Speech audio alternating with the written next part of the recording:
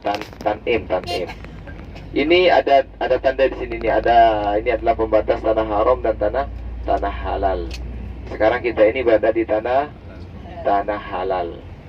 Jadi kalau kita niat, ayah dan ibu, terutama yang ibu-ibu ya, yang puan-puan, jangan niat dalam masjid. Kita niatnya nanti di luar saja, karena pembatas tersebut lurus dengan masjidnya perempuan. Takutnya kita masih termasuk di tanah haram.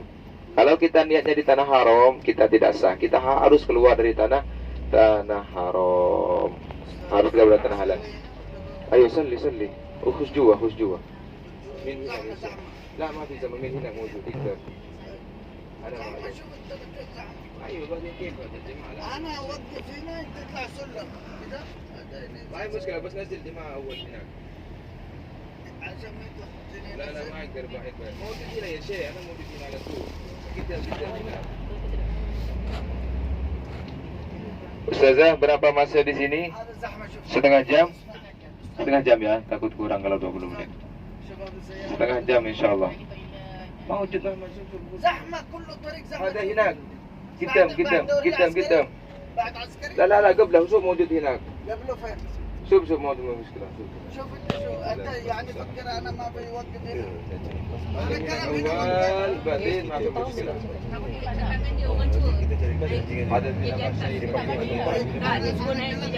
بس السلم بس هذا يطلع kita berhenti belah sana lepas tu kita naik jenis satu هذا بعيد هذا شو هذا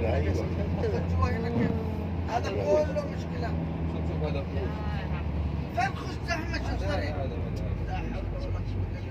هذا طريق كله زحمة جوا ما في موقف. إن شاء الله كله زحمة ما في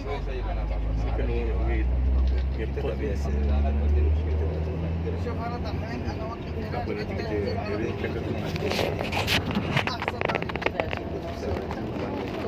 Jadi sekarang ayah dan ibu ini lagi ramai ya. Tidak bisa tadi Ustazah masuk sana.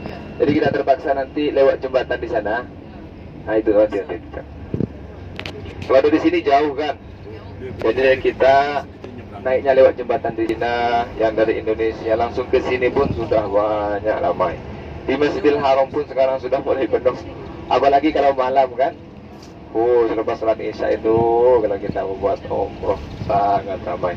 Jadi ayah dan ibu karena sekarang sudah mendekati musim haji, dekatnya waktu wukuf, nak jaga betul-betul kesehatan ayah dan ibu. Kalau kita nak buat umroh, ayah dan ibu kita niatnya nanti di dalam bus. Niatnya dalam bus nanti. Niatnya dalam bus sama-sama. Ini semua umroh badal ya Ustazah? Saya nak tanya umroh badal semua kah? Ya, kalau boleh ayah dan ibu umroh badal lah kalau kita sudah umroh wajib. Untuk buat umrah diri sendiri ataupun untuk arwah? Umroh arwah atau diri sendiri. Arwah kan? Arwah. Soalnya kenapa? Kalau kita umroh untuk diri sendiri, pahalanya buat diri sendiri saja. Betul. Tapi kalau kita umroh buat arwah atau almarhum almarhumah, itu akan mendapatkan 2 kali lipat pahalanya. Pahala buat diri sendiri kita dapat. Pahala buat mengumrohkan orang itu juga dapat. Betul. Makanya sayang kalau kita tidak bawa nama arwah. Dan juga mengumrohkan orang ini, orang yang meninggal ini adalah merupakan oleh-oleh terbaik buat orang yang meninggal. Jangan ayah dan ibu ini yang hidup saja dibelikan oleh-oleh.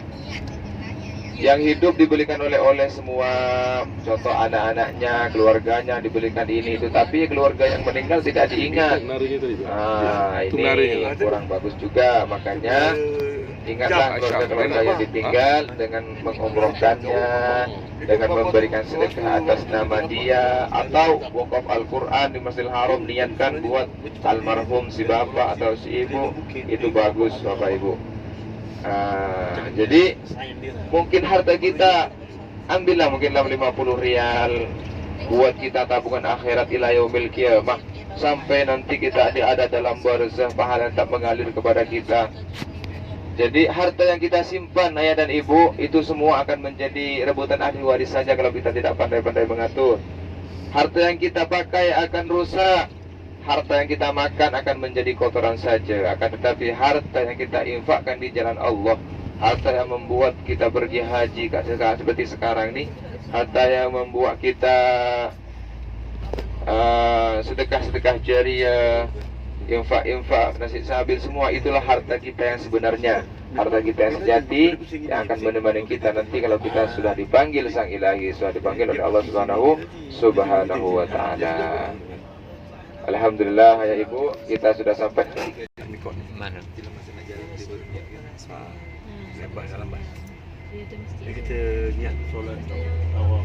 Solat awal. Nggak apa-apa, Ustazah? Tak apalah.